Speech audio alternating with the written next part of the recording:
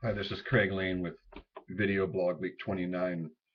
This week we're going to be talking about the place from which we make choices and how that relates into food allergies and food intolerances and who's choosing, so to speak. Um, so my website is healthalchemy.com, HEALTHALKEMY. And since we're leading a food allergy and intolerance seminar later on this month, this is kind of a perfect lead in for those of you who are looking for some greater help in understanding, why you might have low energy, why you might have food intolerances, why you might have sleeping problems. Oftentimes it's because there's a seemingly normal food that's causing problems in our body. And there's a number of ways that instead of getting testing, so to speak, you can actually get some really simple parameters. One of which, and is the easiest for any person, is called the elimination diet. And the easiest way to determine that is you take a food diary for a few days and you write down everything you eat.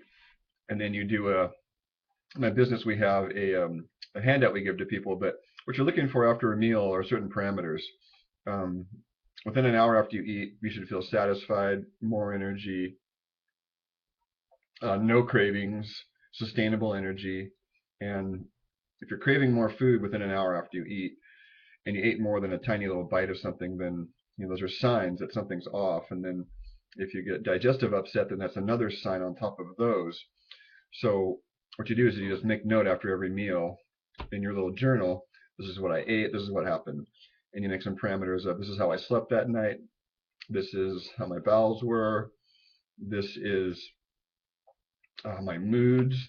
And then you can start to correlate things. So it takes some investigation, and you have to really want to be actively involved in what you're doing. But here on Week 29 Video Blog, I think that that's how we get to where we want to get to be in health, is by investigation and being, quote unquote, an active participant in one's health. Going and getting pricked by a lab and having them passively tell you these are what your allergens are, that's not really going to tell you. In my experience, those allergy tests aren't totally accurate. You get some false positives and false negatives, and then you end up in this fear-based reality of, oh, I have to avoid this, and what might be an allergen for you on one test may not show up on another. And if they show up sequentially, then of course you need to look at that. But they're testing for different markers, and that may not be your subjective marker that comes out in your own experience. So, um, next thing there is on your elimination. So you do say 3 or 4 days worth of your typical foods, and then you've got some ideas like, okay, the common thread here is lentils or cucumbers or avocado.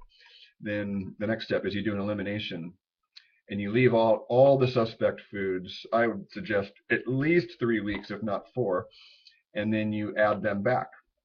And as you add them back, one every 3 days. So you might add, say, cucumber, avocado, and lentils were your 3 suspects. Then you add them back, and you note, like, gee, I added that back, and my energy got weird, or my bowels got weird, or my sleep changed, and you kind of know. Or I got sick when I added it back. That was my marker with wheat many years ago. And note your emotional reactions when you're leaving them out of your diet too, because often an allergen will have a strong craving component. I used to crave sugar and wheat and pastries and all kinds of those sugary goodies. If I didn't get them, there'd be a strong emotional component, because then the part the food's covering up is going to come out, and you might not be ready to face that. So just acknowledging that there may be something there is a big step in the right direction. Of course, so that's the elimination diet. And as you add them back, you begin to get a sense of, like, for me, I was able to single out coffee and lentils and wheat and avocado and cucumbers, um, seemingly normal foods, right? And then I'm not, like, for me, it's not always allergic or having a problem with them. Coconut was another one, anything with coconut sort of protein in it.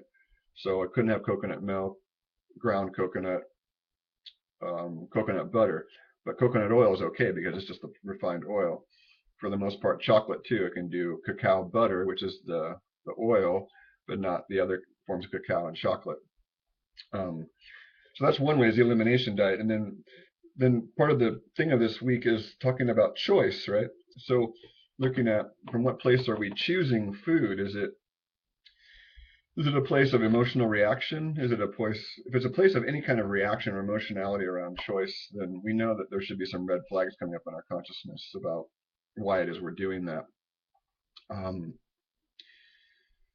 because in this world we live in, it's going to be more and more difficult to maintain any semblance of balance because of the bombardment of things that are in the environment that are going to be stressors, especially around the GMO foods and radiation in the environment of all types and sorts of forms, and heavy metals and chemical clouds and fungal chemtrail nightmare weird stuff. So, the need for impeccability is higher than ever. But going to reactivity isn't going to help either, because oftentimes we end up reaching for foods that kind of numb us out or stimulate us up, like coffee. Classic scenarios: we have coffee stimulant in the morning, and then we get stimulated, and then we develop lots of drama from the caffeine. And at the end of the day, some of that drama is still circulating around, and then we have to do a sedative at night, whether it's alcohol is the most common one.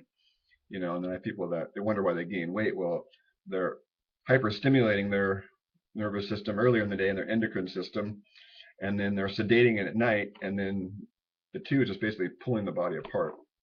And exhaustion will happen for some sooner than others, hopefully sooner than later, because then you have less cleanup work to do later.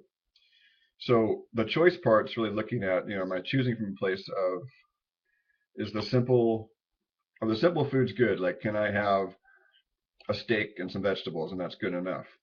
Can I have lentil soup and a salad? Is that good enough? Can I have a simple piece of cheese and an apple? Is that good enough? So the variety throughout the day is always a good model, with each meal being simple. Um, some of us do okay with food combining, and that's great too. So can you have just your brown rice and your salmon and your broccoli? Is that good too? And then of course we want to make sure we get some fat in there and the butter. Are we fat phobic and yet craving sweets all the time? That's another question we should ask. If we're craving sweets all the time, usually those people are vegan, too much low protein diet, and they're craving sweets because their body is actually needing more and more kindling. The fire is going out, the metabolic fire is going out, so we put the kindling back on, which is the sweet and the simple sugars and the easy to digest carbohydrate, like potato. Potato chips are a good one in that category. Um, so looking from those places inside, though, there's this whole inner terrain that we don't tend to explore inside of ourselves, of what is it in us that's provoking reaction? What is this that's provoking these cravings? Another form of easy allergy intolerance testing is taking your pulse. There's all kinds of various forms of the Arthur Coca, COCA, pulse testing. One simple method is you have a suspect food that you can isolate through the Coca system, or through just journal and diet diarying. But one is, say you take your pulse for a minute. It could be on your neck or up here in your hand. Take your pulse for a minute, sitting and resting. Then you place the suspect food in your mouth and take your pulse for another minute, and then note if your pulse rises 4 or 5 points or more. It may depress your pulse too, which is another possibility. I don't see that as much, but it very well could. And then another method is where you actually eat the food. Take your pulse before you eat the food, and then 30 and 60 minutes after you eat the food, take your pulse again. Now, if it's a high allergen in there, you're not going to want to take your pulse after eating the food. You're going to just put it on your tongue and get it the hell out of your mouth and your body if it's like potentially going to cause hives or an anaphylactic reaction. Not too many normal foods are going to do that, but that's a simple way to get some food intolerances and allergies identified. Here at Health Alchemy, we're going to be leading, it doesn't have to be in person, but starting July 28th, in a few weeks, we're going to be doing a 4 Sunday meeting, or it can be webinar based, where you're going to be watching a YouTube of me talking about a presentation, and you can do this at home, so that you could be doing this anywhere around the world. And go to my website, healthalchemy.com, and check out the food intolerance allergy solution based seminar. And very easy to do. There's so few supplements included. It's all just $249. And if you sign up, before August 1st. That doesn't make sense. I'm sorry. So, anyways, give this a try and look forward to talking for next week's video blog, week 30. And I'm unsure what that's going to be just yet, but I'm probably going to do it in the next 24 hours. We're kind of behind a week. Namaste. Have a wonderful, wonderful day.